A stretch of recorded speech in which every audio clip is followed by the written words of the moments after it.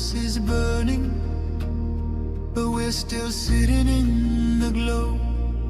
Phones charged, lights on, pretending we don't know. But the forest is silent, the river's running low, and the flame on our plates is the strongest fire we throw. Put out the fire, put out the fire.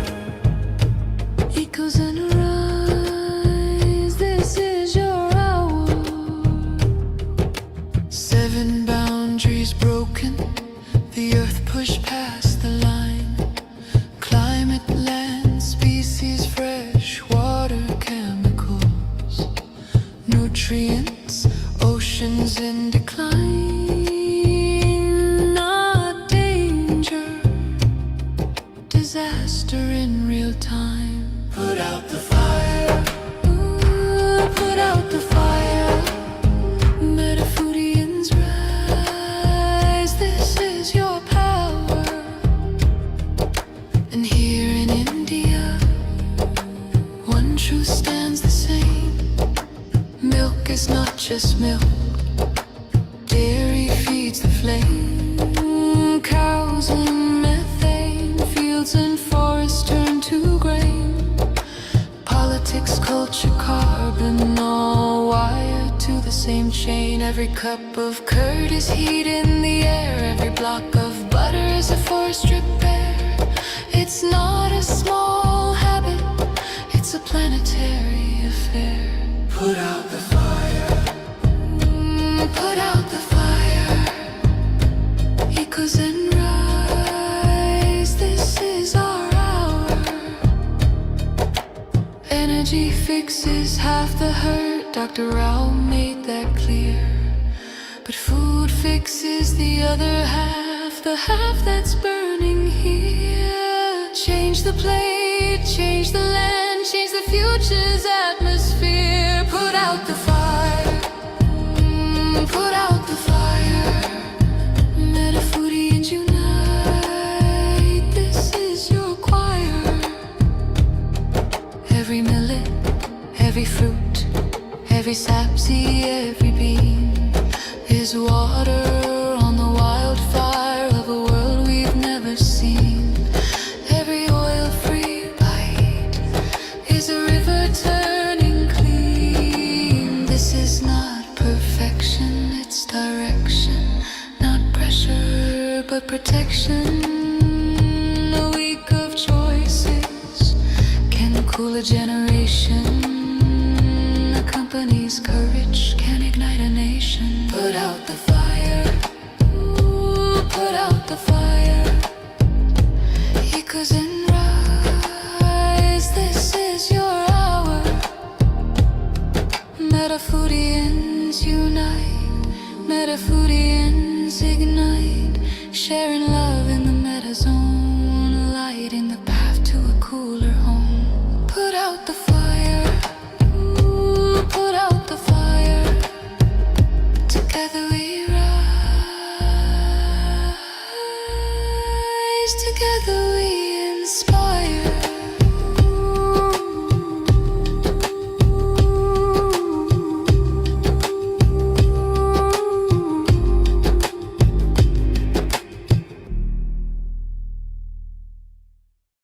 Welcome to the Planet B podcast, where truth, transformation, and faith converge.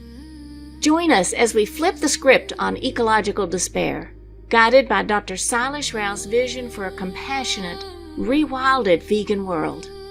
Let's begin the journey to the greatest transformation in human history. Welcome to episode 11 of the Planet B podcast. Today, we're going to take an in-depth look at setting context in time. Dr. Rao, we're welcome to have you once again. Well, thank you for having me. Thank you for this opportunity to speak to all of you. Oh, it's been so fun, and we hope people have enjoyed the first 10 episodes. And here we go into a little bit of the history of how human beings have played this integral role with nature over time. So, Dr. Rao, would you like to start with the opening quote of chapter 11?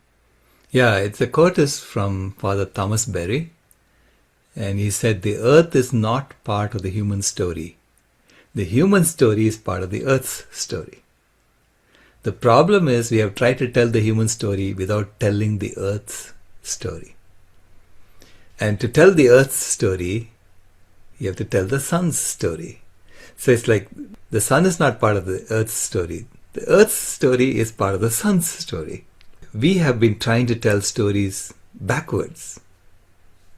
When you go the other way and you start telling the story as if the earth is part of the solar system, the sun is part of the Milky Way galaxy, and humans are part of the earth. So then you see the human story within the earth story, and you see the earth story within the sun story, and you see the sun story within the Milky Way galaxy story. And then everything makes sense. You begin to understand our role, you begin to understand why we have to play this role at this time, and we understand why the earth wanted us as a species to play this role right now. That's beautiful. So can you share more about the scientific evidence that humans have been an integral part of nature for thousands and thousands of years of Earth's history? Yeah, I begin with yoga, right? So yoga is a spiritual way of looking at things. It says that separation is a delusion. Yoga is unity, right? It's about union. It begins with the presumption that separation is the delusion. You have never been separate from nature. You have always been a part of nature. Okay? And that is factually true, because we breathe in air that the trees breathe out. So we are so intimately connected with the rest of the world, rest of nature, that if that nature goes away, like you suddenly someone drops you off on Mars, you say, wait a minute, where's my oxygen? Where's my food? Because all that we were getting from nature here on Earth. So understanding that, moment by moment, that you have always been a part of nature, you're always a part of nature. And you know that that is scientifically valid, just from the input-output of human beings, and our systems. And then you try to place that within the context of nature, and then place nature within the context of the sun and what is happening to the sun. The sun is going through atomic reactions on the surface. There's lots of nuclear fusion happening, and things are getting warmer and warmer over time. This is how a star like that behaves, right? We know that from science. And as the sun gets warmer and warmer, the habitable zone around the sun keeps moving out further and further. But the Earth is in a constant orbit. It doesn't change its orbits quickly, right?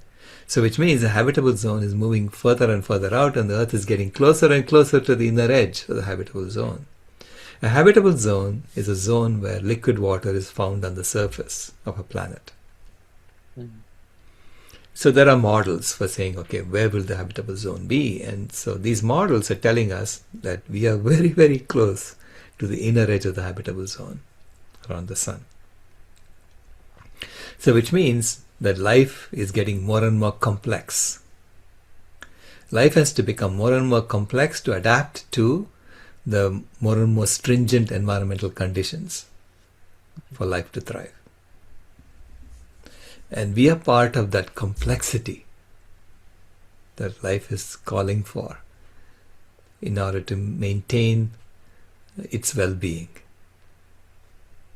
So life always wants to thrive. So we have to begin with that, right? So what is life? Life wants to live.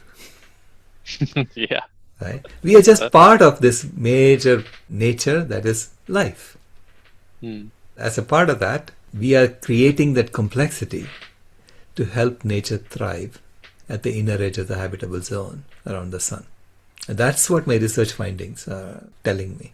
And I try to tell the human story as part of the Earth's story, and the Earth's story as part of the sun's story.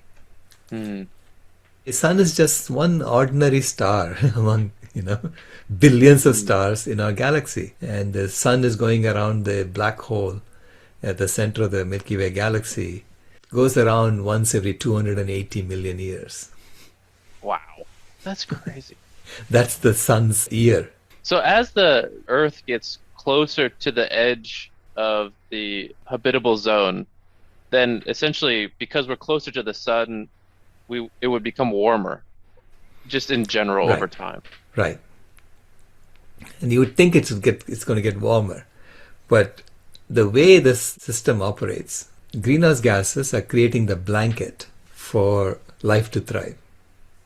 Because there were no greenhouse gases, the estimate is that the Earth's surface temperature would be 60 degrees cooler than it is today. So it will be frozen solid if there were no greenhouse gases. So you don't get that much sun, you know. But because with the greenhouse gases, it's maintaining that liquid water on the surface. Now, as the sun gets warmer and warmer, the greenhouse gas blanket got thinner and thinner. And you see that in the record as well, because it gets thinner and thinner. And there is a strong correlation between temperature and CO2, even in the fossil record. Mm. Okay, CO2 is the main greenhouse gas. And now, over the last 3 million years, the CO2 levels have been going between 180 parts per million and 280 parts per million. So, which means that the CO2 level got to be so low that it's now very sensitive to small changes in the sunlight that's coming on Earth. And it goes and triggers between these two stable states. One is the glaciation, and there's a warm period between glaciation. So it's called the interglacial periods. So it's been doing that for the last 3 million years. Most of the time, the Earth was in a glaciation. We are in an ice age right now. Which is crazy to think about. Yeah, we are in an ice age. We are in the interglacial period between two glaciations. Hmm. But in this interglacial period, human beings have prevented the Earth from going back to glaciation 5,000 years ago. We did that by just burning down forests, using fire to heat up the planet. Right. Okay. And now we have been given the opportunity to stabilize it and maintain it so that the Earth does not ever have to go back to glaciation again. So Earth is now very sensitive to slight variations in the sunlight that comes down to Earth.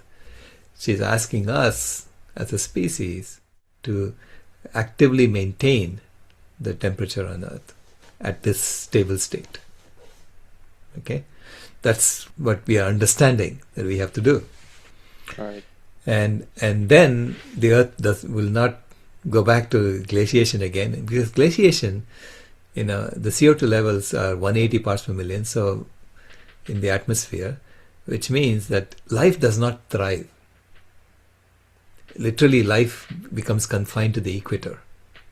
Mm. All the rest becomes frozen solid. But then again, if you heat it up beyond this, so we have heated it up by 1.5 degrees Celsius compared to what it was 200 years ago. If you heat it up, it's not clear that there is another stable state. I mean, you cannot judge that based on what happened 500 million years ago or 200 million years ago, because the sun was different then. So you have to understand that the dynamics of the system that we are in. It's not about saying, oh, it was stable then, because when you say it was stable with a CO2 level of 1,000 parts per million, 50 million years ago, well, it was a different sun then. Right. So when you make a statement like that, you're saying the sun has not changed. Okay? And then simultaneously you make a statement that the sun has changed and that's why the temperature is increasing. So people say these inconsistent things. And I'm saying your story has to be consistent when you do systems analysis. So systems analysis is telling us that as the sun changed, as the sun got warmer and warmer, the Earth basically reduced its CO2 levels until it got to a point where it was so sensitive, it was toggling between two states. Mm. Okay, and now it's using us to stabilize it. And once we join the Earth and and understand that we are part of Earth and we've always been part of Earth and we have a role to play, then we can hopefully maintain this for the next few 100 million years as the sun gets slightly warmer. It's going to get like 1% warmer every 100 million years. Right. So essentially, that means that over the last few thousand years, humanity has played that vital role in actually warming the planet to then give it the opportunity to create a stable state. Correct, yeah. To maintain that stable state, to stay there in that stable state instead of going back down. But As now we is, must flip the script, we say. We can't keep warming. yeah, you cannot keep warming it. You have to start cooling and stabilizing it. So, Right. stability is what we want, right? Stability is good for life. Stability of the conditions, right? Right. Like it's like having an AC in your home, you know. So the earth is saying, create a thermostat so that you can maintain it forever. That makes a lot of sense. So then, something that you talk about that's really interesting that some people maybe don't know is this relationship between the CO2 and the water vapor from the soil and how that creates this blanket around the earth. Could you share a little bit more about that? Yeah, the CO2 is like a catalyst for water vapor. So water vapor is the main heating gas. Water vapor can both cool or heat, okay, depending on whether it is condensed as cloud, in which case it can reflect sunlight back, or it can be a greenhouse gas and it can reflect infrared energy back down to the earth. But water vapor is temporary, whereas CO2 stays there permanently, right? So the CO2 does the initial warming permanently because it's there permanently, and then it gets water vapor to evaporate from the ocean or from rivers or from trees. Yeah, and that water vapor then does the amplification of the heating. So think of it as like the anode and the cathode of a battery, right? If you don't have those two things, you don't get electric current. All right.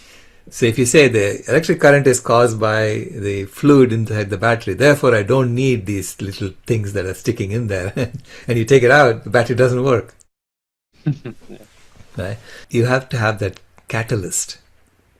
And CO2 is the catalyst that causes water vapor to be in the atmosphere and therefore heat up the earth. Mm. So other greenhouse gases are also catalysts like that. They also amplify through water vapor, like methane does that. All of them, all the greenhouse gases do that. And cooling effects are all caused by molecules that reflect sunlight back within the visible region. Chapter clearly illustrates is when we set context in time, it shows the scientific evidence of how humanity has played this vital role in getting to this critical point where we can stabilize Earth systems. So what are the things that we need to change to move into Planet B where we can help become part of this stable state for hopefully hundreds of thousands of years to come? Setting the context in where we are today is an interglacial period within an ice age, which most people don't even realize we are in an ice Right. age, right? And that ice age came about because the Earth's natural mechanisms for stabilizing the climate are no longer able to handle these variations. Like the natural mechanism is rock weathering, which has very large time constants. So those things happen over 100,000 years. Whereas we are able to change things within hundreds of years. So we create fast feedback. And therefore we can now stabilize the climate much more effectively than rock weathering and mechanisms like that. So we have to consciously do it. Right? And so setting the context of the human story within the Earth's story, how the Earth is now in the inner edge of the habitable zone, and within the sun's story, how the sun always gets warmer slowly over time because of nuclear reactions. And the sun is, going around the Milky Way's black hole once every 280 million years. So it's a very critical time in the Earth's history. Is the Earth going to survive and thrive for another 100 million years or no? Or maybe a billion years, who knows? Once we stabilize it and we hand it over to our children and grandchildren, we say, this is the story and you do whatever you want with this story. Okay, that's up to you. But we want to hand over a stable state because we always wish that our next generation lives in a prosperous environment. That's what every parent wishes. Yeah. A brighter future for their children and grandchildren. And we have a responsibility to create that and then let them figure out how they want to maintain. Because who knows what's going to happen? Science will advance. We will know more. As we know more, we may have to do it differently, whatever it is. But the intention has to be, we are here to serve all of life, and we are here to maintain prosperity for life. Yeah, very beautiful. So, Dr. Rao, as we wrap up episode 11, would you like to share any closing message with our audience today? Basically, I'm an engineer who's trying to understand science. And I'm trying to tell this story from a scientific perspective. And then I realized that science and spirituality are coming together. This is a common story. So which means everyone is trying to align with the truth. And the truth is one, you know. So thank you so much for being with us on this journey. Awesome. Well, thank you so much. And please, everyone can download and read the book at climatehealers.org. The book title is There Is a Planet B. And we look forward to hopefully having you join us once again for episode 12, where we talk more about Quaternary Ice Age. So thank you so much for joining us, and we'll see you soon. This is a podcast from Planet B, where kindness isn't a niche lifestyle. If you haven't moved here yet, we thank you for visiting.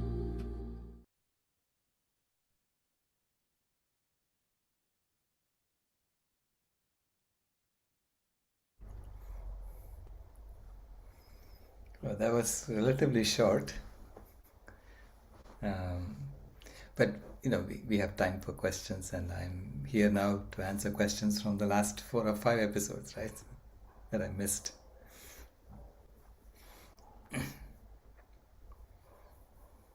And thank you all for sticking with it. And I realize it's a long haul. We're going to post all of this on podcast channels. Go ahead, Allison. Okay. I have a question from early on in this podcast. There was a comment about how life will need to be more complex to adapt now because of the circumstances. And so I was curious about how historically some of the surviving species have been microorganisms, like in the ocean, that don't, to me, seem very complex. So I was a little bit confused about how and why complexity would be important at this time, and what would be the species that would be more likely to survive these changes that we're bringing about. Yeah.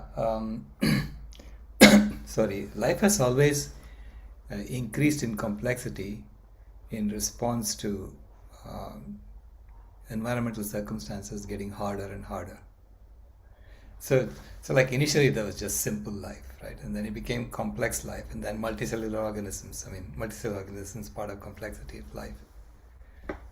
And then animals, trees, these are all, increase in complexity that happened in order to create an oxygen atmosphere. And, I think even fossil fuels are from a short window of time where there were no microorganisms that could recycle trees back into soil.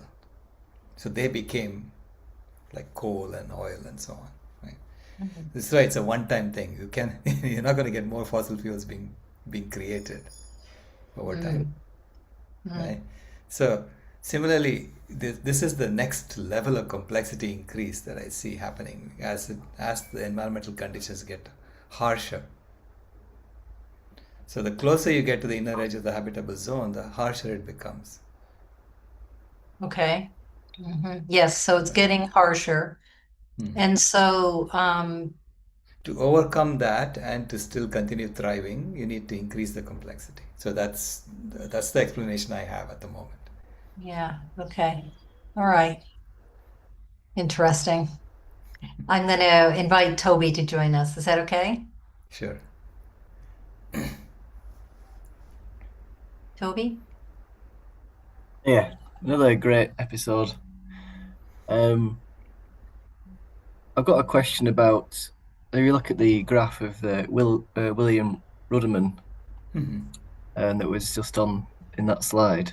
I think there's a couple actually, but there's one that shows the natural trend, Right. and it's gone past the glacier, like into the glacial, Right. into a Goes below the glaciation, glaciation level. and we've kept ourselves from going into that already. So we should be in a glaciation now. Is that correct? If we were not, if we hadn't started agriculture, we would be in a glaciation now. Yeah. And how long is this glaciation supposed to have lasted for, or to last for? Oh, that we don't know. See, Oh, if you look at the past, normally you get like 100,000 year cycle.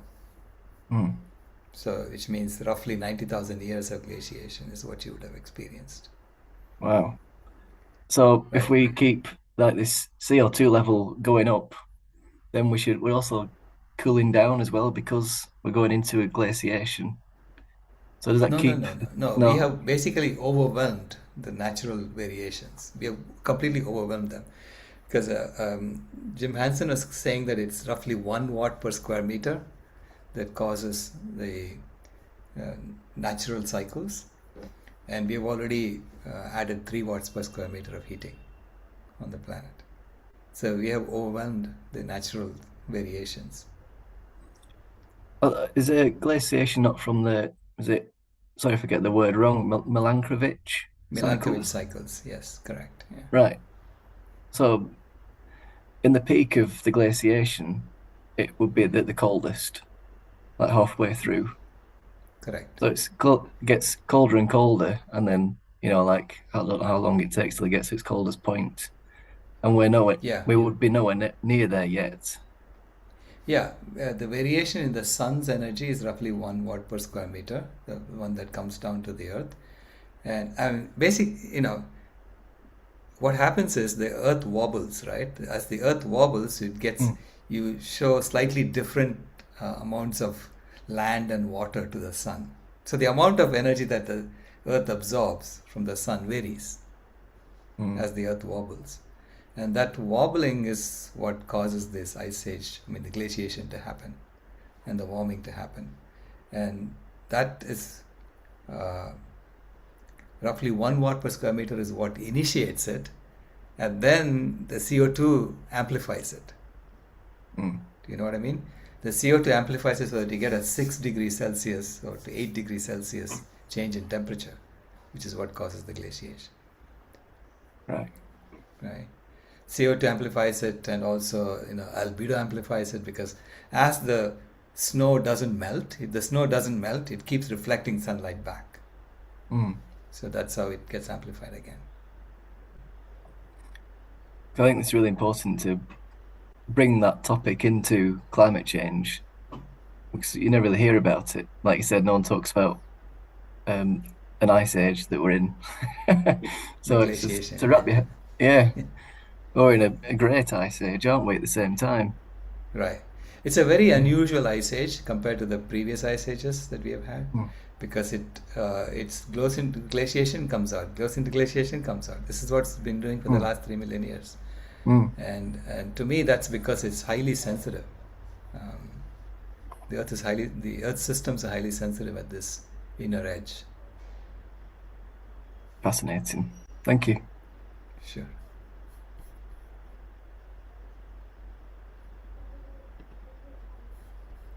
Hi, Dr. Rao. I've changed my background again today. One of my favorite quotes, and it always applies to these meetings. Never doubt that a small group of thoughtful, committed citizens can change the world. Indeed, it is the only thing that ever has. And we're team building, as much as we are doing outreach and trying to convince people of our mindset, but just finding the people that automatically understand what we're talking about is part of the job here. And trying to find that reach, people who will see through the myths. And the groupthink that happens at that scientific community level, those people that we trust, we're dismantling those inconvenient truths. And that's a word that was, the name of a movie that kind of started a very climate conscious era of our story as human beings. And we're still telling stories. That's the only way that people understand and are motivated to do anything based on scientific data. Do you see a shift in the scientific community? Is this one of the things that Vegan World 2026 is that breaking that crust of groupthink that fossil fuels is the whole story, and that industrialization is the solution to climate change? We're actually being empowered. People are going to change the world, not corporations, not billionaires. And I see this as your good news, and I hesitate to use like New Testament language, but at the same time, it fits perfectly. It's about a cultural shift, Right. and are we going to see this meaningful shift towards climate healing culture in 2026, or at least look back on it and say that was as good a number as any to point at and say this is when it happens? Yeah, we don't know, right? So we have to keep at it, because you will never know that you've gone past the tipping point until much later. As you said, you'll look back and say, oh, that's when it happened. But you won't know when you are in the process of shifting mindsets. Yeah. So just like, I mean, I don't blame people for all the myths that we have in our system. It's just that these myths used to be truths once upon a time. It's just that we didn't change them, and then we kept going with what we knew because it was working, so-called, within quotes, for a while, right? So when things don't work anymore, that's when you look and say, wait a minute, why is it not working? Why is our story now inconsistent? And that's when we examine deeply. And we've been given an opportunity to examine deeply and to reconstruct and restructure our way of living around what we know to be true and not around what we now know to be false. So I call this narrative lock-in that happens. And then, once narrative lock-in happens, then there is political economic capture of the story. So people they want to go along with it because they don't want to change it, because they have an advantage or whatever it is. So it's now looking at the bigger picture and saying nature is calling us to, and there is no solution from the other side. The other side is talking about going to Mars or going to the moon. These are not viable options. Why would you continue a system based on things that we know to be false, blatantly false, and go to extremes like going and building on the moon and Mars when you can fix everything right here? You find that the political chaos that we're seeing right now is a sign that things are about to change, that the Yes. system is resisting, and this is the last Right. their last hurrah before we hit the wall, before the Earth is going to take charge and demonstrate the path forward. Yeah. We are seeing the old stories falling apart. We are seeing absurd policy changes happening. These are all signs that there is tremendous flux in the system now, and it's pointing us away from the way we have been doing things, saying, "Oh, do something else that works for everybody." Yeah. I just And want so to say we thank have you to to be yeah, we have to be the voice of reason at this time, not and show that there is a way out for everybody. Bring I just want to everybody say thank you along. to everybody that shows up for these meetings, because we are this small group of people, and we have to share the message as much as we can. Correct. Yeah.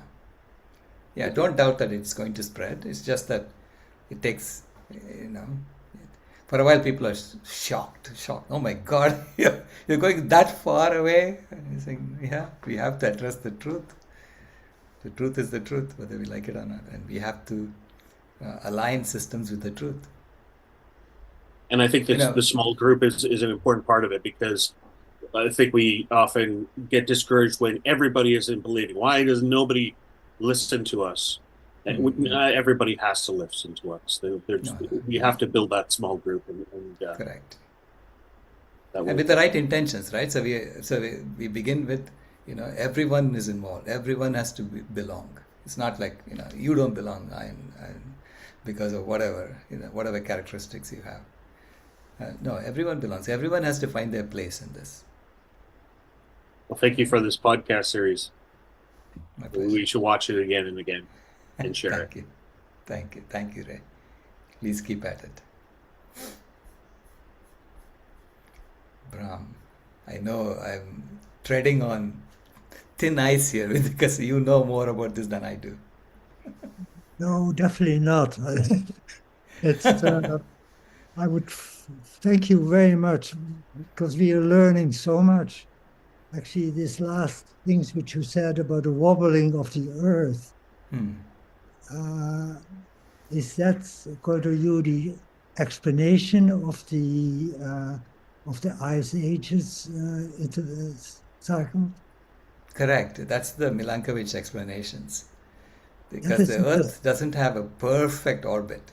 The Earth has slight wobbles, and it's not the exact same ellipse every time. It slightly changes. So these slight variations in the Earth's orbit around the Sun changes the tilt, changes how much land is exposed versus how much water is exposed at any given time. So it changes the average amount of sunlight that we get by roughly like 1 watt per square meter, and that's enough to amplify it into this massive glaciation that happens. And you think that is because the wobbling that other parts of the earth are more affected by the sun, Yeah, that yeah, creates the difference of the 1 watt per square meter. If there are more correct. deserts or more ocean, Yeah, it changes the albedo. It exposes, so it changes like how much sunlight is reflected back and how much is absorbed. That's all it is, right? Because it's the sun changes very slightly over. I mean, roughly 1% every 100 million years. That's how much the sun changes. Okay. it's amazing. So the earth determines more also what is happening. Yes. And so I don't know if that's why it was put that way by the whatever it is who controls. Right. That's Yeah. amazing. It makes it much more understandable. I think. Yeah. This is exactly what Milankovitch worked out. I think he was a soldier in World War One. He was sitting in the trenches and working out all the the numbers based on slight, observations in the variations that you see in the stars over time. Yeah, yeah, that's very Yeah. interesting. Yeah, So he I, worked out like 3 different ways in which the Earth's orbit changes. Okay. So first is the tilt, and then the precession of the ellipse that it goes in, and then it is the spin. So these 3 things uh, are at different time constants. This is why initially we saw going in and out of ice age roughly every 40,000 years. And now we are seeing roughly one every 100,000 years. So it depends on which part of this dominates. it maybe explains also a little bit about that scientists have difficulty to accepting these simple interpretations because we are so specialized, like in medicine Right, also. We are, right, you gave one part only, you don't right, forget about all the rest. The right. education is terrible in that sense. You Correct. get Yeah, education tends to make us more and more specialized, whereas you need a systems type education to understand this. sort of thing. So we have to And change also educational system in the world. absolutely, Yeah, yeah, absolutely, yeah. yeah, yeah. Okay, I don't know. Later on, maybe other questions. Thank you very much. Thank you so much. Go ahead, Toby.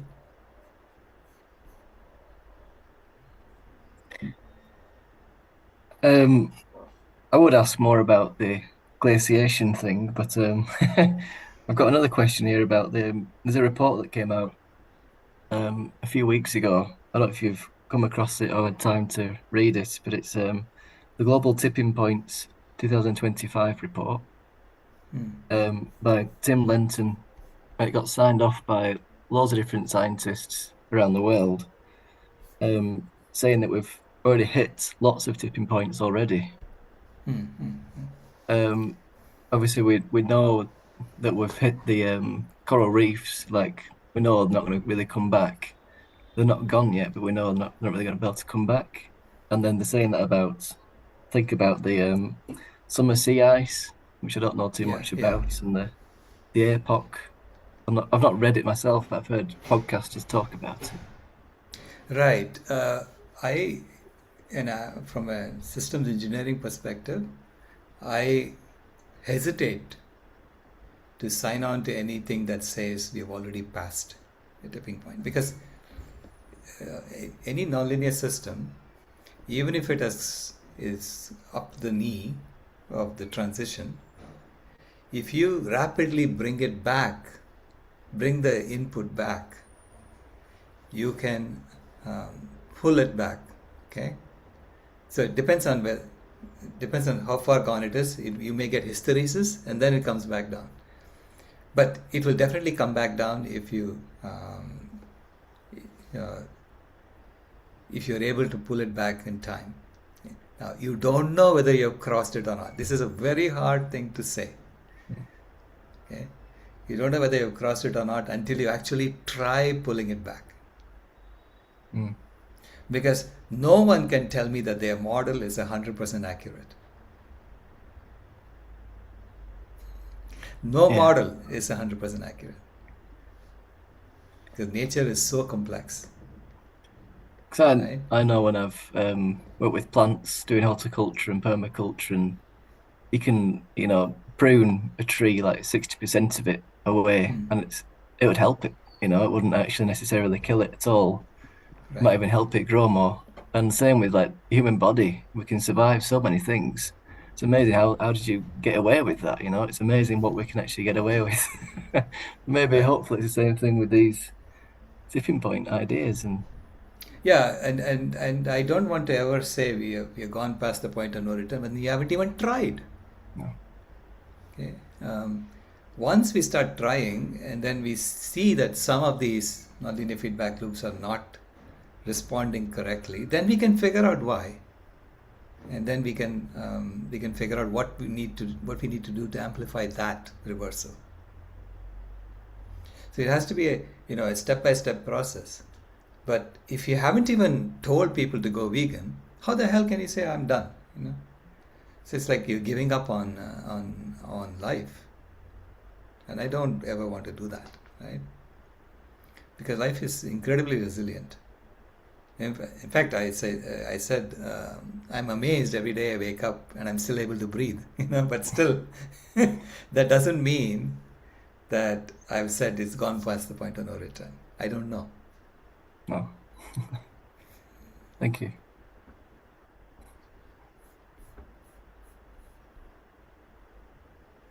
Go ahead, Ken. I just thought I'd add a point about that no return. When I was in Oberlin College in Ohio, on the 7 miles from the Lake Erie in 1954 to 56, they were declaring by 1956 that Lake Erie was irreversibly past the tipping point of pollution. It had no way to recover. And the U.S. and Canada and the surrounding states all got together and went after the upstream polluters. And in 10 years, Lake Erie was swimmable again. So it all depends on what the level of analysis. I mean, who could analyze all the microbacteria in Lake Erie and understand the systems of that lake and how it healed itself? But 10 Correct. years and it reversed. Now they worked very quickly. The U.S. and Canada. I mean, they worked on this very quickly. They took it seriously. Right. I worked on it quickly, and I think that's what you're saying. It's time to take it seriously and work on it quickly. Correct. But I think the Lake Erie story, and that can be very well documented, is just an example of a very complex system. A large lake like that, with a lot of exposure, could be turned around that quickly. So I just wanted to sort of add Yeah. that to the record here. Thank you, Ken. I mean, that's a great example of how a natural system recovered so quickly. But we were able to take action quickly because basically we outsourced the pollution to somewhere else. Right. We didn't change the system. And this is calling for us. There is no other place to outsource. You cannot outsource it to the moon Right. or to Mars, which is what Jeff That's right. Bezos and Elon Musk are saying. No, we have to solve it right here, which means we have to change the system. And that's more complex than Yep. what they did in Lake Erie. But That's- the fact that Lake Erie came back is a great sign, especially when the scientists are saying it's irreversible. Yeah. Right. That's the point, and obviously more complex. But the point is, we don't know. But just like you were saying a couple minutes ago, we just don't know. And because you don't know doesn't mean you don't act. Right. You act on what's obvious that needs to be done. Absolutely. Yeah. Yeah. Okay. Thank you. So, I appreciate this presentation, all of them, but I appreciate this one very much. thank you, Ken. Yeah. And thank you for bringing that example. I had forgotten about that. And it again shows that nonlinear systems are not very easy to predict. And I don't want anyone, declaring the earth is finished, it's dead, and we can give up now. No, We don't know. We don't know we that. don't know. No. And there's no reason we should know it. What we should know is what we can do and do it. That's the point. The point is not knowing where we are. The point is knowing what we can do and doing it. Right. Right. And there is nothing that does not improve when we shut down animal agriculture. Yeah. Let's make that absolutely clear, that nothing that does not improve. What's the downside? Nothing. Yeah. No downside. Yep. And vegan food even tastes better. Yeah. I can, in my opinion, I can attest. And Yeah. at 90 years old, I think I have a little bit to say about that. Yeah. Yesterday at the party, it was Jayashree's 75th birthday. And she's been vegan for over 30 years, I think, maybe 40 Oh, years wow. or so. Wow. Yeah. And everyone was eating the food and saying, "This is all it takes?" Uh-huh. Uh-huh. This is as bad as it gets. Yeah. Thank you, Sailesh. Sure. Brown?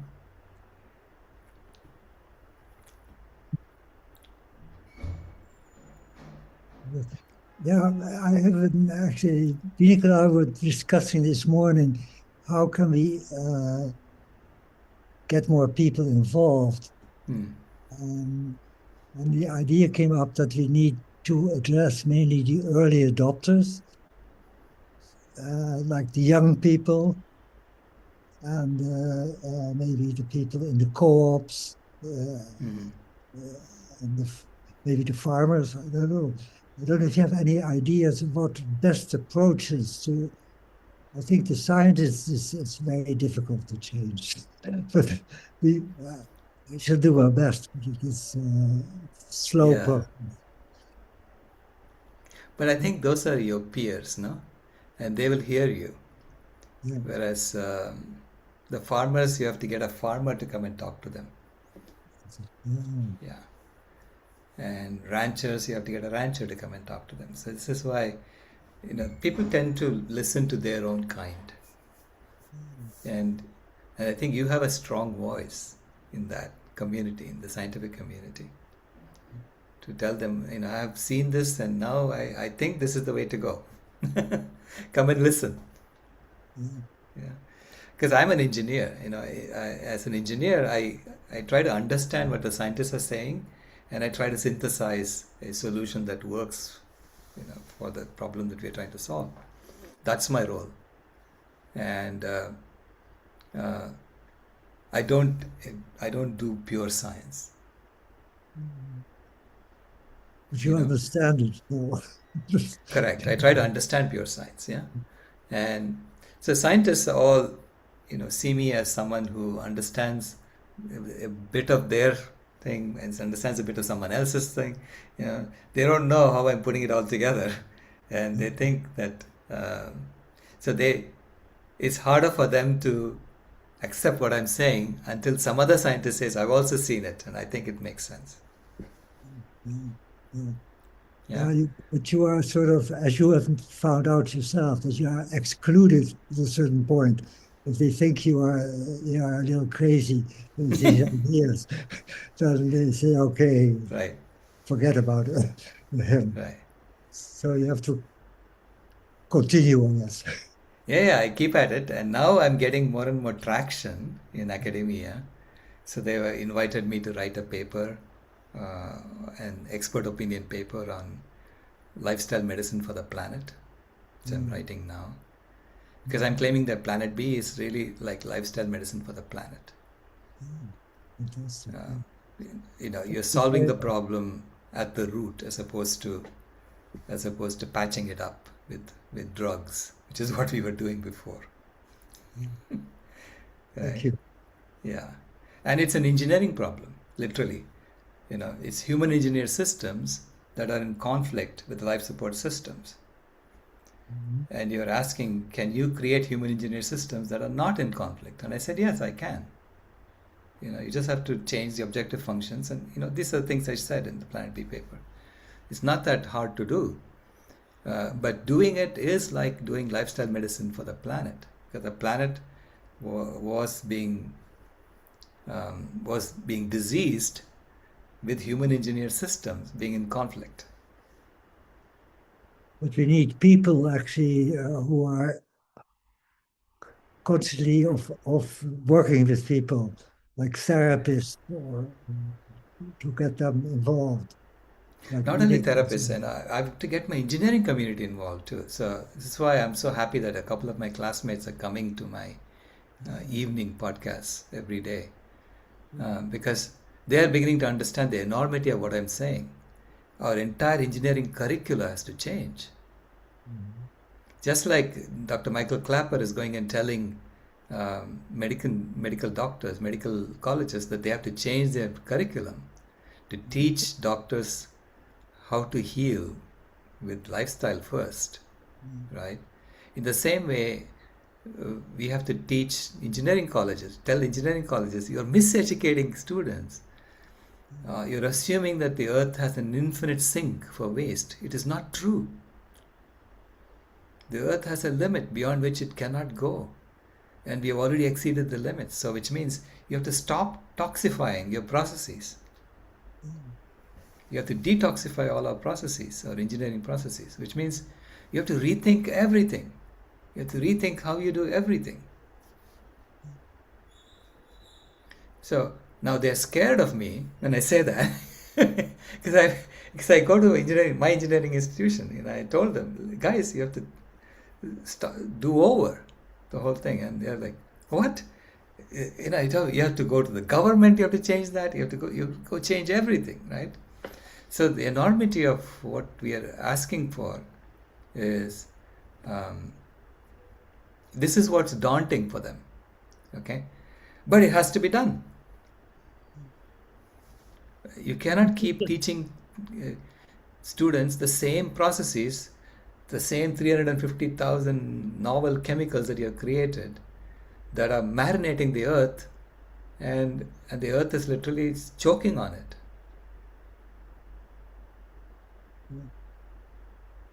Definitely. Thank you. So, yeah.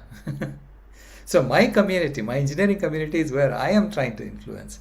And there I know that one person cannot do it. Okay, so I have to have allies who come and say, yes, he's right. We have to change this.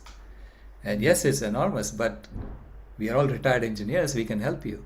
You know, something like that, right? So we have to bring in a group of people who are willing to help. And the same thing has to happen with the climate science community. You have to tell them, hey, listen, you know, it is not just fossil fuels. In fact, addressing fossil fuels first is going to make things worse. And their own data is telling me that. So, and we have to start speaking out on this. I mean, people are scared to speak out on this because they're going to lose grants. You're already losing grants. You know, he just, I mean, your entire departments are being cancelled right now. So when are we going to get the courage to speak and tell the truth? Because if Jim Hansen says the first thing we need to do is to go vegan, that will have a huge impact. He said it 15 years ago, but since then he has kept quiet about it, right? He did. Oh. Well, you know, because you have tried to convince him to talk up now. Right. But I think he already is so vulnerable in this administration, in this country, that he really doesn't want to take that step.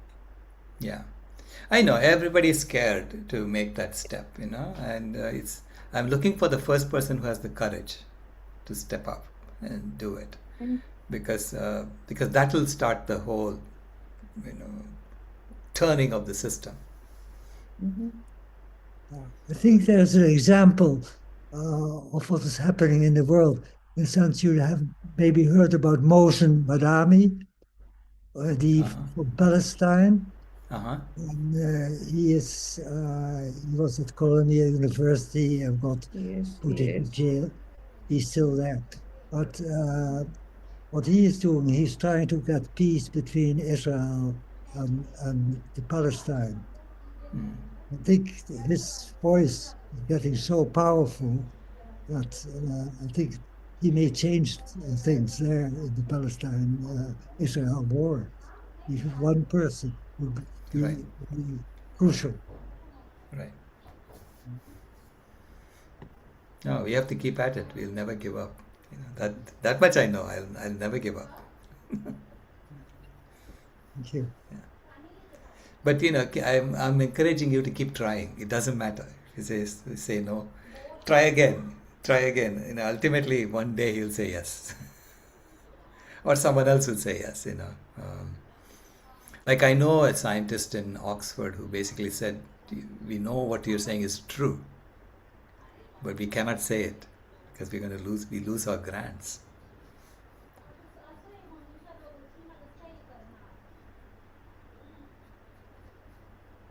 Yeah. In the US, we are certain a little bit free now because we lose our funds anyway. Now under the Trump administration, so doesn't make much difference. He's pulled out of the UNFCCC. He's pulled out of the IPCC.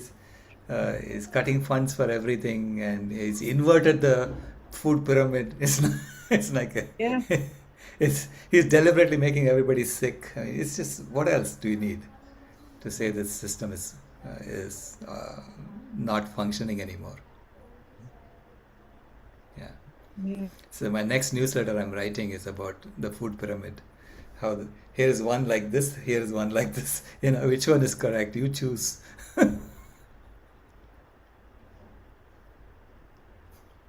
Therapy, there was something called a paradoxical injunction, and we proscribe the symptomatic situation, and that then made a difference. And people, no, that's not what I want to do. And then they went and did exactly what we wanted them to do, and which was in the healing, direction. Right.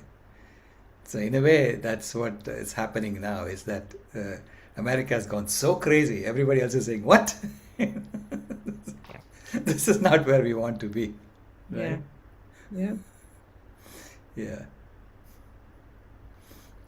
Because that's what that system is. It's just being exposed to be so dysfunctional. Yeah. So we need you, Binaka, to explain how therapy happens at the planetary scale. Thank you. Wonderful. Yeah. Dakota? Yeah, I love it. The idea of therapy and lifestyle medicine for the planet. Yeah. Yeah, no, I just was going to make a comment after the last conversation about, the not predicting nonlinear, or that it's so difficult to predict nonlinear processes or whatever outcomes. Um, and that sometimes when it looks the worst, you just like, I don't see any point. How can we come back from this? But just like Ken's example with Lake Erie and just various things, I just believe it in my core, that we can turn it around, everything. And so I was thinking about that, truth is stranger than fiction. And then I looked at the next page in the book for tomorrow. I was like, oh, that's the quote. I love it for tomorrow's chapter from Mark 20. Yeah. Truth is stranger than fiction, but I never heard the second part. But it's because fiction is obliged to stick to possibilities, and truth isn't. Anyway, Right. awesome quote. Just thank you for this whole series, and even though I wish I could be here in person every day, I'm with you guys every day. I'm listening to the YouTubes, and so glad to see you all today, and thank you, Dr. Rao. My pleasure.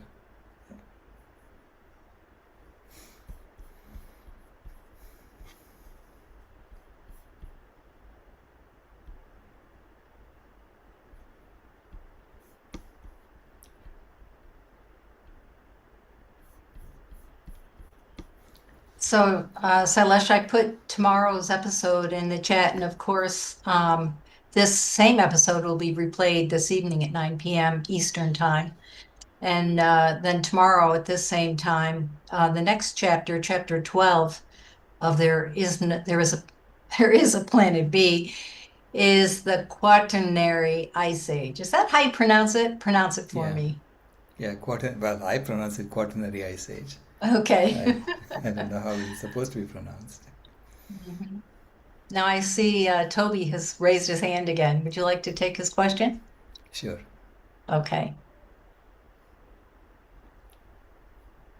Oh, it's all me. It's all on you. Yeah, so I keep asking questions, but the more you learn, the more questions you seem to have, I guess. I was thinking about the stratospheric ozone when that got breached. Was through freezes, you were saying? Yeah, through chlorofluorocarbons.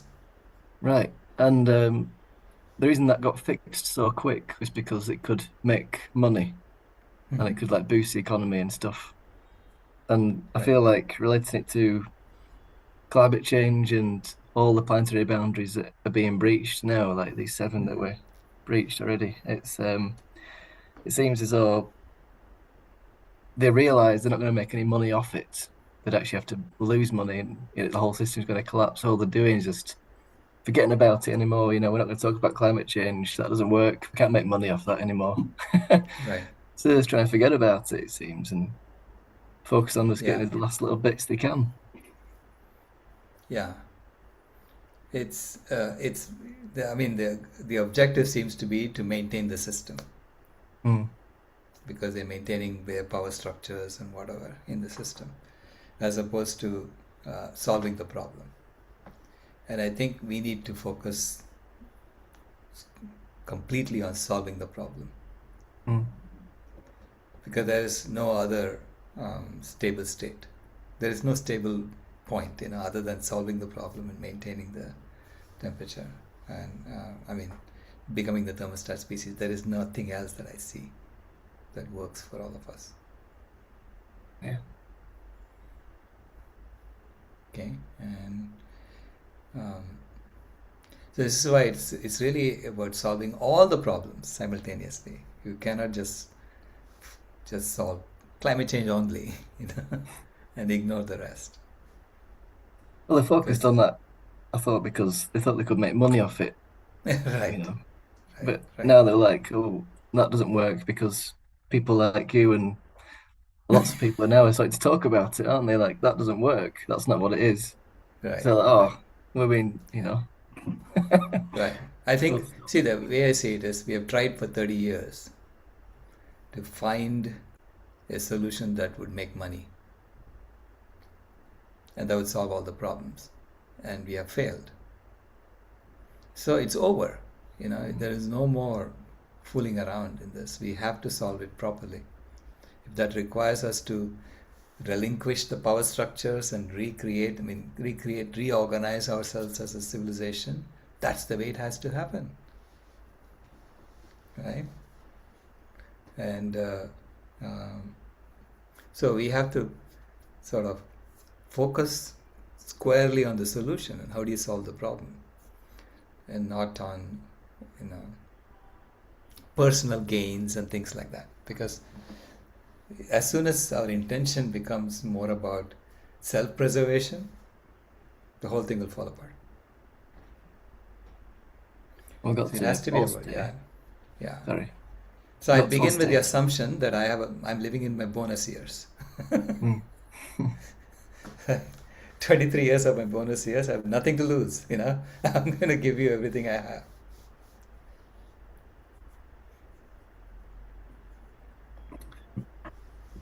Yeah.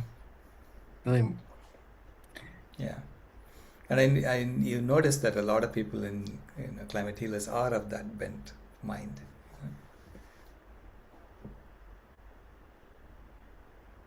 So it resonates with you because you also have the same kind of attitude. Yeah, I tried to talk to my friends and family and everybody that I talk to about it whenever I get the chance, and yeah, it's that's all I can think about and focus on, really. Like the message that you have, and it's like I don't know how not to just keep on trying to get what I've always loved so much, like nature and everything I've grown up with through my granddad and everything. I've got such a strong, passionate connection to nature, really, and to all the wildlife, the haven that he created for all the deer and badgers and foxes that he made for them. And it's just to see it all disappear in front of my eyes, and he's not around anymore to be able to see that happen. And I'm sure he would agree with me if he was here, so you gotta fight for it, don't you?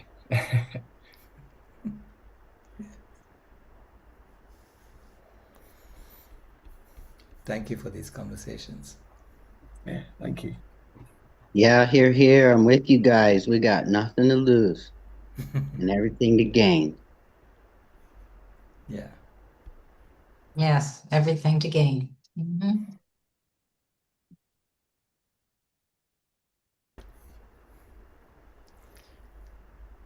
And we have, as Ray said, we have good news. We're not saying it's all over and done with. We're saying there's good news. There is a way out. And if you haven't tried it, try it. Let's all try it and see. Right?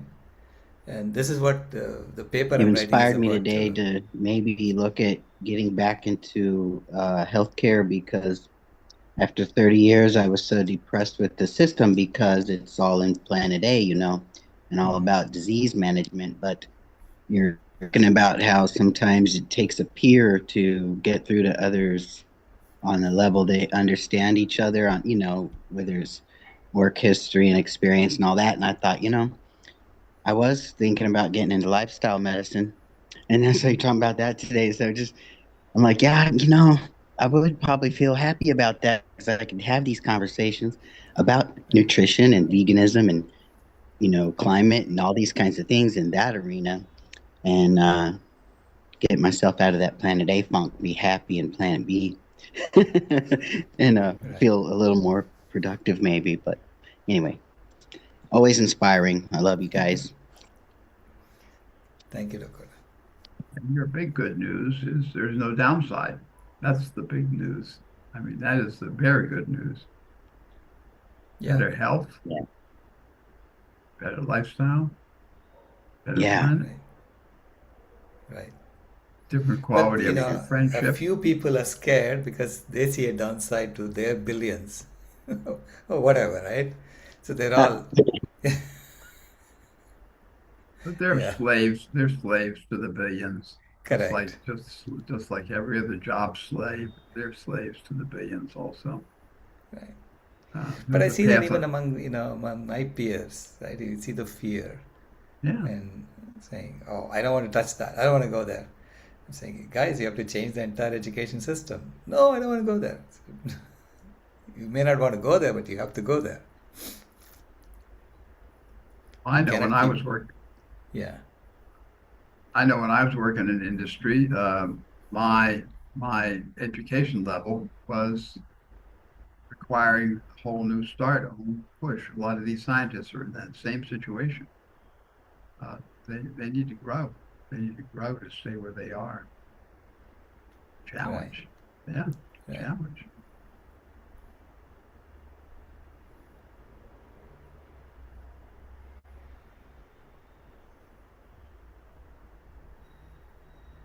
See, all of these were built on, I mean, slowly they were all built one on top of the other, one on top of the other. And you built this entire edifice, but on the wrong foundations. Okay? The foundations assumed that the earth is an infinite resource and an infinite sink for waste. That's a wrong foundation. We will never impact the life support systems of the planet. That's the wrong foundation again. So now that you realize that it was built on something entirely wrong, and this entire edifice has to change now, right? So this is what scares them, because they are deeply embedded in it. They understand out of the. I keep coming back to the chemical pollution. 350,000 chemicals that we're pouring into the environment. They invented 10 of them, or whatever it is. You have a skin in the game. And it's now being blamed for what's happening on the planet.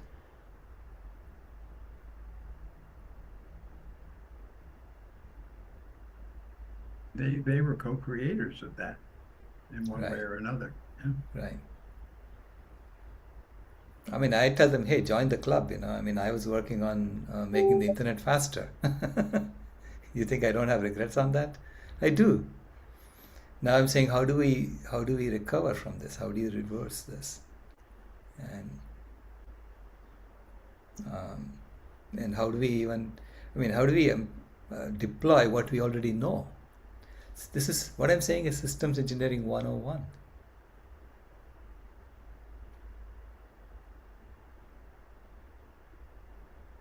Right? So engineering institutions who are demonstrating they don't understand systems engineering 101 should not be teaching engineers.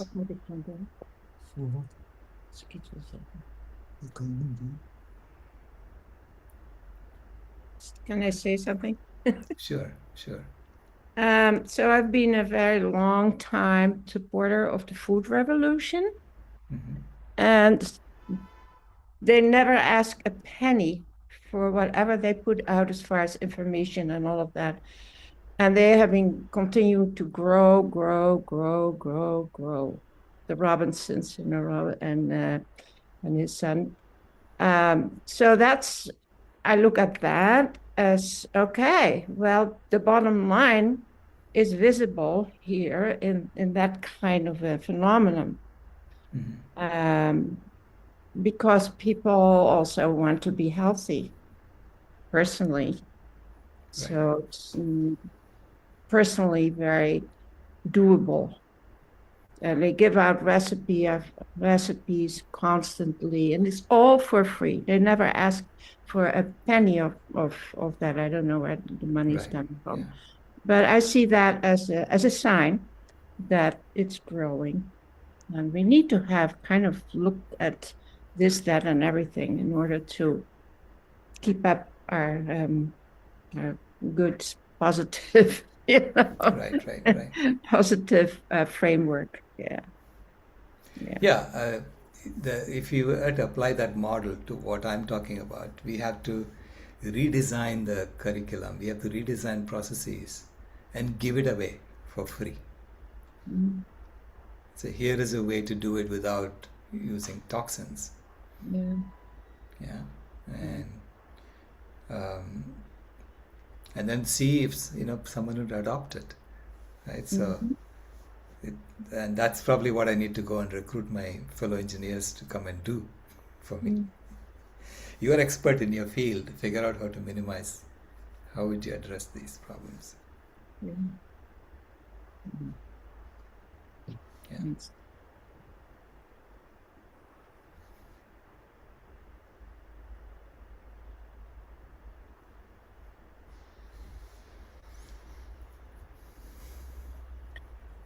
I was thinking about the novel entities, which we were talking about there. Right? How we know that veganism tackles biosphere, the breach of the biosphere head on, and biogeochemical flaws and land use change and water use and all these things. But how does it really tackle novel entities as much as these others? Yeah, the way how it tackles novel entities is by allowing trees to absorb this chemical pollution. So when the world goes vegan, you can return 3 trillion trees back on the land, and those trees will absorb all the novel entities and store them in their trunks. Okay, temporarily. So it gets removed from the system. But simultaneously, we have to stop putting 220 billion tons of novel entities into the environment every year. No one is talking about that. People are talking about reducing the 50 billion tons of CO2 or 40 billion tons of CO2 that we put into the environment every year. No one is talking about 220 billion tons of novel entities. And I'm saying that is killing more life today than the CO2. And that needs to be addressed too. This is why it's an entire system transformation. It's not just a CO2 reduction program, that we have to do to save the planet. If that wood got burnt in a natural wildfire or something, that'd be heavily toxic as well. Right. Yeah, because all the novel entities come back out. Right. Because they were all stored in that tree and they come back out. That's why wildfires are becoming extremely toxic these days, right? But what happens when we keep cutting down the total number of trees on the planet is that the remaining trees have to absorb all the novel entities, and they cannot do that. This is why it has become like a purple zone, planetary boundary transgression. It's not able to absorb all that. And when we go vegan, at least you bring the total number of trees back up. Even if there are wildfires after that, and even those wildfires will be toxic too, at least the total number of trees have come back up, right? So which means the total amount of novel entities that have been sequestered increases. It literally doubles, And so hopefully that will clean up the environment. And then simultaneously, we have to figure out a new lifestyle in which we are not producing so much novel entities.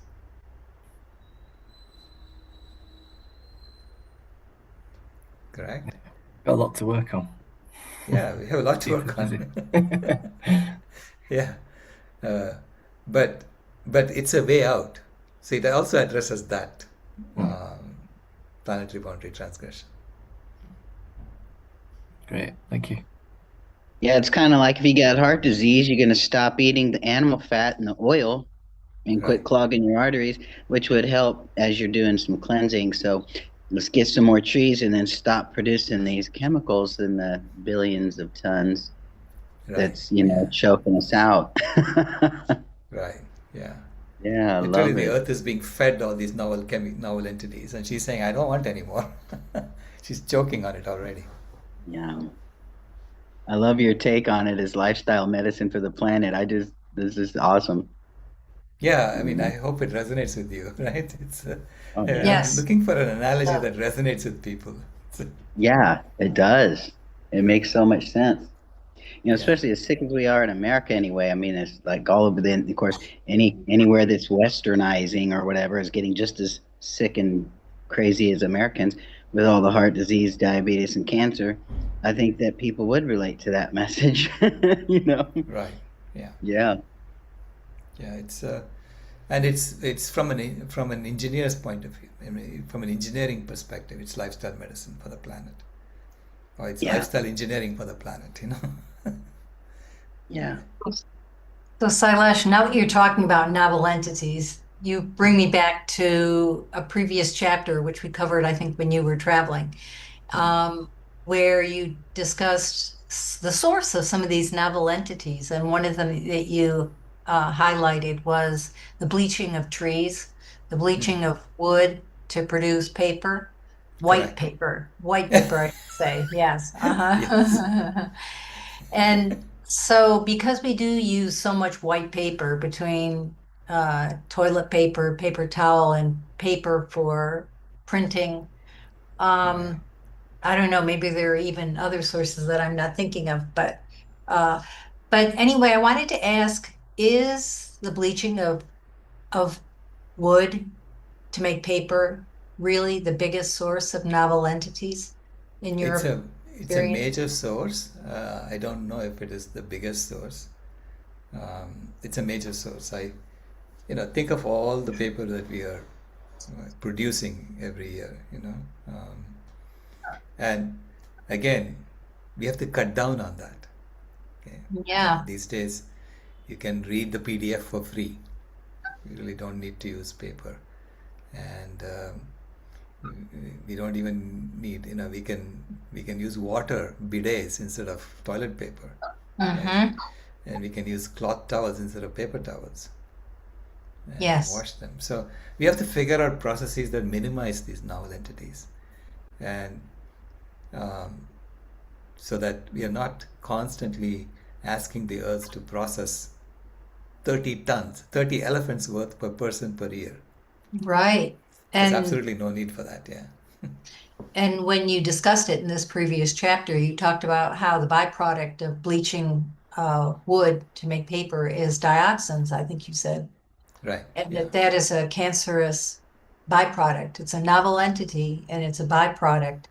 And so I don't, I wasn't particularly aware that it was cancerous, and I wasn't particularly aware that it's a novel entity.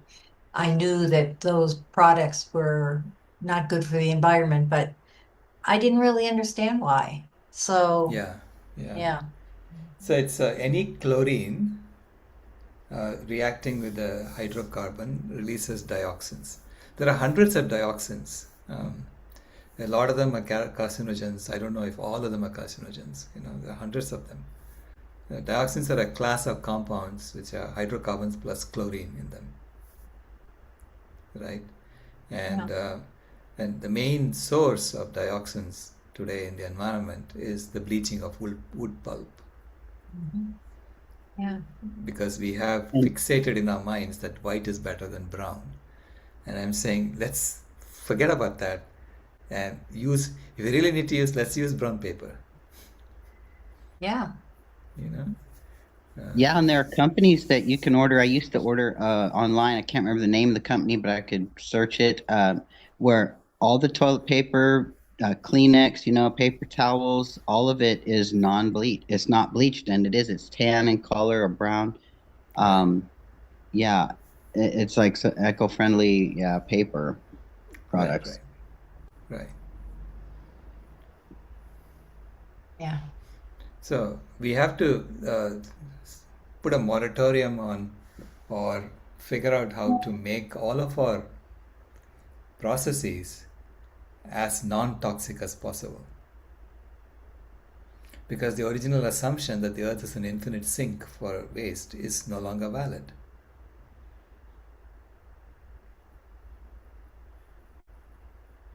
Right? Does the lifestyle at Sadhana Forest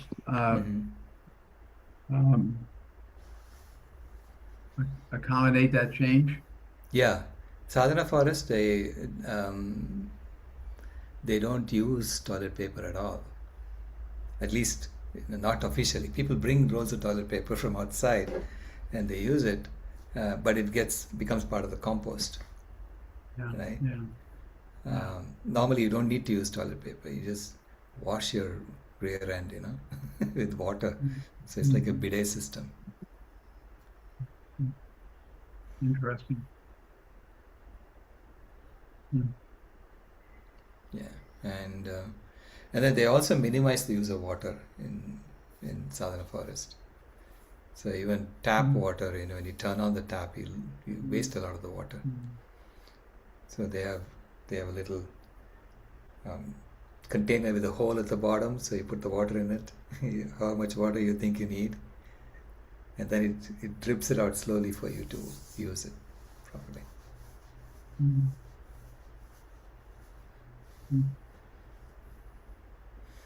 So we know what to do. Yeah, we all know what to do. We That's know the thing. what to do. That's the really big point, isn't it? Right. It's being conscious of the novel entities, being conscious of biodiversity loss, being conscious of climate change, conscious of all these things that are happening, and understanding that you are now walking lightly, treading lightly on the planet, and you're minimizing this. And all of us are doing it together so that we bring everything back into the green zone for life to thrive. And it's easier for us to do that here than to go create a new life support system on Mars that is robust and stable. Good luck with that. Yeah. Yeah.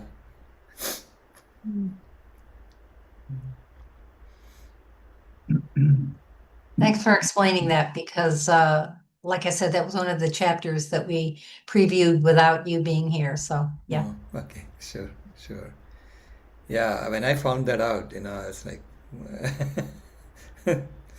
so all this to get white paper? My God. It's.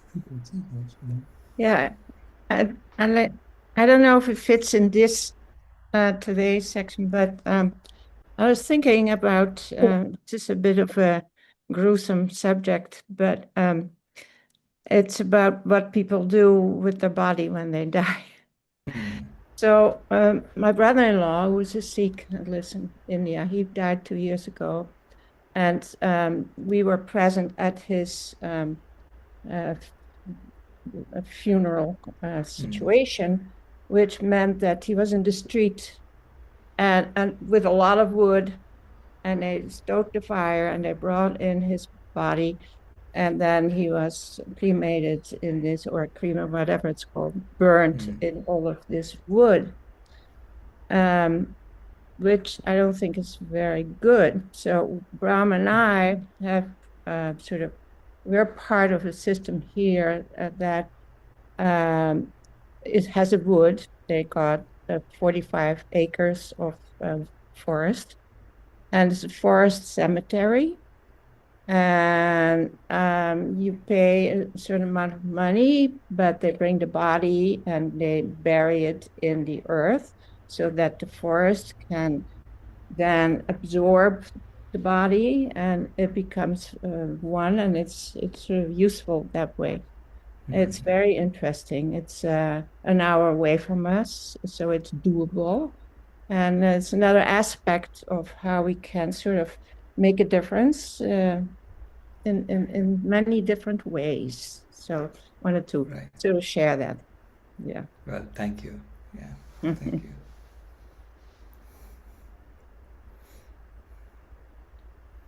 composting happens there slowly, and hopefully the earth absorbs all of our body. It turns it into soil.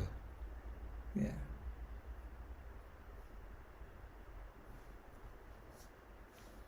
The cremation process, of course, they in the past it was about doing it quickly, and then the rest, of course, goes into the soil. The ash goes into the soil. Yeah. But these days we release all the novel entities in our body. It goes back into the air. Mm.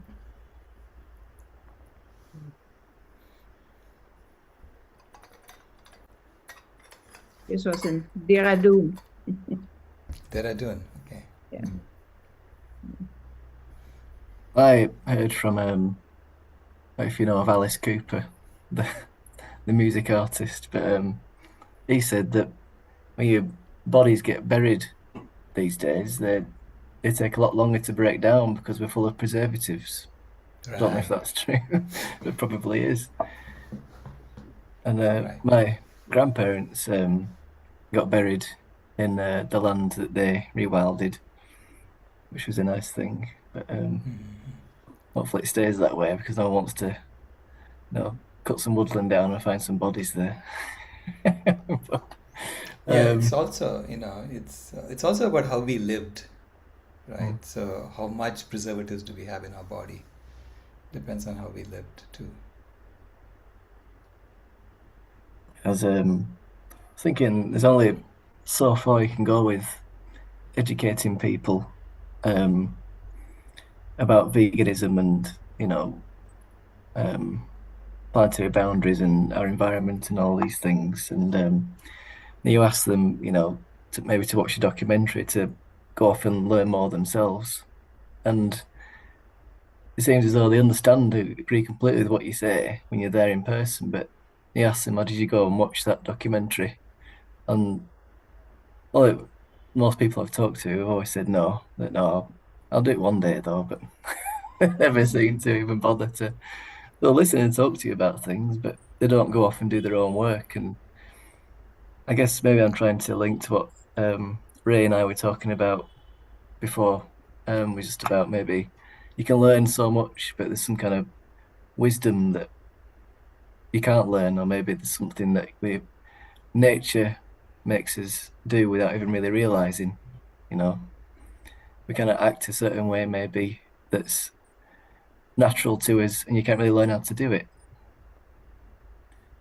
I don't know. A lot of people have, they basically follow the system that they're in. So they're being herded in that direction, or whichever way they're going, right? So, and they don't want to step out and say, I'm different and I'm going to go this other way. A lot of people don't want that, because we are a social animal.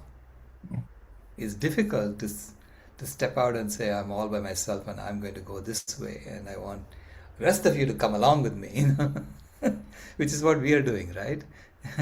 And so this is why you have to create a system in which everyone can plug in, and then they will be coming along with us, right? So in the sense, you have to create a Planet B system.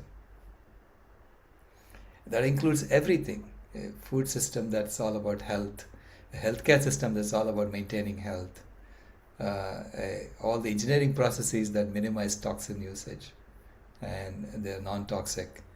You have to create an education system that teaches people how to live like this.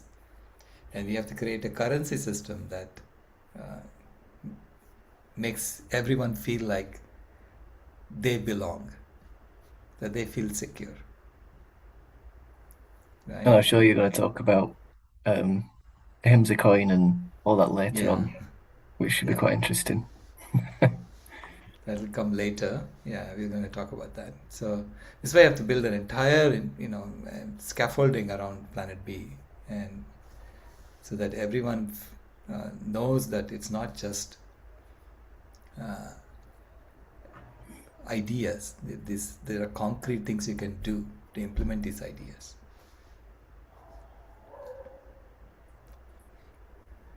I think next episode is more about like climate and the ice age kind of idea. Right. So we've got quite a lot to learn about that, and maybe we can think about it more for today or this evening or this morning, whatever time it is, until tomorrow. It's I find it fascinating, really. So I've still so much to learn about it. Well, thank you for coming along on the journey. I'm so grateful for all of you. Yeah. Well, thank you. Sure.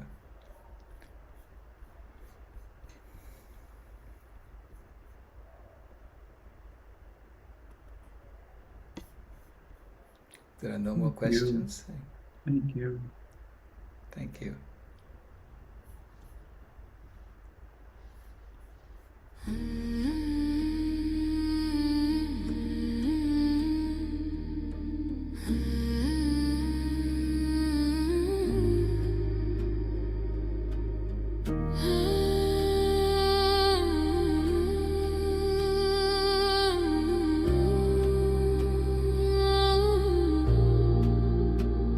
The house is burning, but we're still sitting in the glow. Phones charged, lights on, pretending we don't know. But the forest is silent, the river's running low, and the flame on our plates is the strongest fire we throw. Put out the fire, put out the fire. Echoes and rise, this is your hour. 7 boundaries broken, the earth pushed past the line. Climate, land, species, fresh water, chemicals, nutrients, oceans in decline. Not danger, disaster in real time. Put out the fire, ooh, put out the fire. Metafoodians rise, this is your power. And here in India, one truth stands the same. Milk is not just milk, dairy feeds the flame. Cows and methane, fields and forests turn to grain. Politics, culture, carbon, all wired to the same chain. Every cup of curd is heat in the air, every block of butter is a forest repair. It's not a small habit, it's a planetary affair. Put out the fire, put out the fire. Echoes and rise, this is our hour. Energy fixes half the hurt, Dr. Rao made that clear. But food fixes the other half, the half that's burning here. Change the plate, change the land, change the future's atmosphere. Put out the fire, put out the fire. Metafoodians unite, this is your choir. Every millet, every fruit, every sapseed, every bean is water on the wildfire of a world we've never seen. Every oil-free bite is a river turning clean. This is not perfection, it's direction. Not pressure, but protection. A week of choices can cool a generation. A company's courage can ignite a nation. Put out the fire, ooh, put out the fire. Echoes and rise, this is your hour. Metafoodians unite, Metafoodians ignite, sharing love in the metazone, lighting the path to a cooler home. Put out the fire, ooh, put out the fire.